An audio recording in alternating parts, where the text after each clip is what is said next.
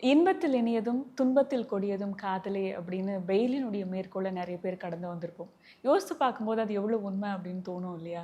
ஏன்னா காதல் அதிகமான நமக்கு அதிகமான சந்தோஷத்த குடுக்குறதும், அதிகமான வலிய குடுக்குறதும் காதலாக தான் எப்பவுமே இருக்கும்.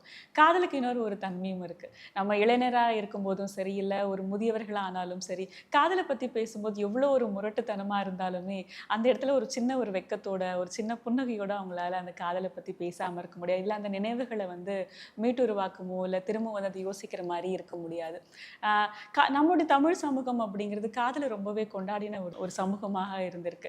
சங்க இலக்கியங்கள்ல பார்க்கும்போது பெரும்பாலான பாடல்கள் காதல ஒட்டிய பாடல்களாக தான் எல்லாமே இருக்கும்.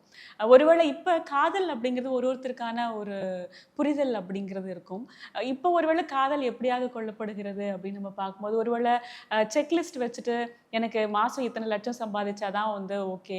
இல்ல இத்தன பேங்க் பேலன்ஸ் வந்து இவ்வளோ இருக்கணும். இல்ல அவங்களோட குடும்பம் இந்த மாரி இருக்கணும். எனக்கு வந்து இப்படியான சர்ப்ரைசஸ் எல்லாம் நீ பண்ணணும். இல்ல எனக்கு வந்து எனக்காக நீ மாறவே மாற மாட்டியா? இந்த மாரியான சில ஒரு ஏதோ ஒரு எதிர்பார்ப்புகளோட நம்ம வந்து முன்வைக்கக்கூடியது வந்து ஒரு உண்மையான காதலாக இருக்க முடியுமா? அப்படிங்கிற ஒரு பெரிய கேள்விக்குறி இருக்கு. ஒருவேளை இதெல்லாம் தான் காதல் அப்படின்னு நெனச்சுட்டு இருந்தீங்களா? அவர்களுக்கான அ ஒரு புத்தகமா இப்ப நான் பேசப் போகிற புத்தகம் இருக்கு. அது ஒருவேளை ஒரு உண்மையான காதல் எப்படி இருக்கும் அப்படின்னு நீங்க தெரிஞ்சுக்கணும் அப்படின்னா, நிச்சயமா அந்த ஒரு புத்தகத்த நீங்க வாங்கி படிக்கலாம்.